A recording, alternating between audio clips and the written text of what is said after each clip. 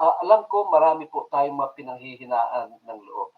Kahit ano pa po ang nakapanghihina ng loob mo ngayon, ano ho? Nais ko pong malaman mo na you are not alone. Hindi ka nag-iisa. Ano ho? Ako man, ang inyong lingkod mga kapatid, maraming beses yan. Ano ho?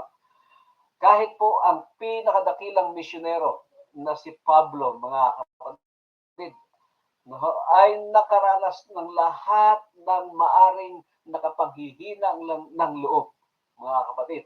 Kaya nga po sa ikalawang Korento, nilarawan ni Pablo no, ang pagkalubog sa barko dahil po sa kanyang pagmimisyonary.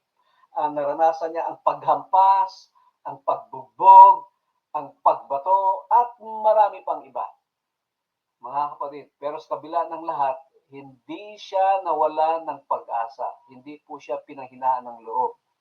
Bagaman, no, ang ginawa pa niya, binigyan tayo ng mga payo, mga kapatid, kung paano natin ma-overcome o mapanagumpayan ang mga panahon na tayo po'y pinanghihinaan ng loob.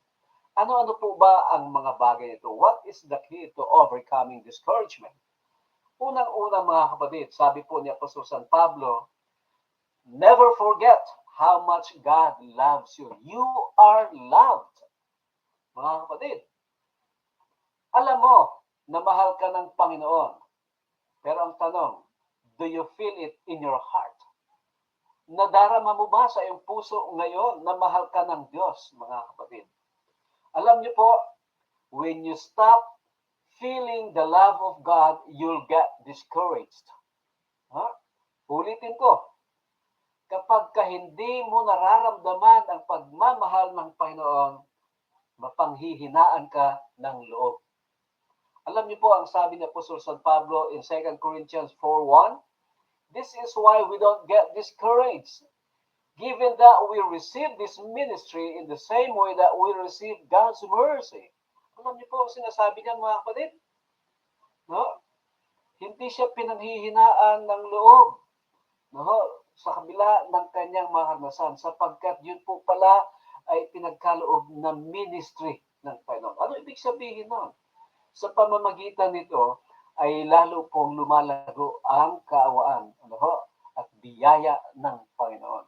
Tandaan niyo po mga kapatid, you cannot feel discouraged and feel the love of God at the same time. Kailangan mo lang pumili. You have to choose between the two.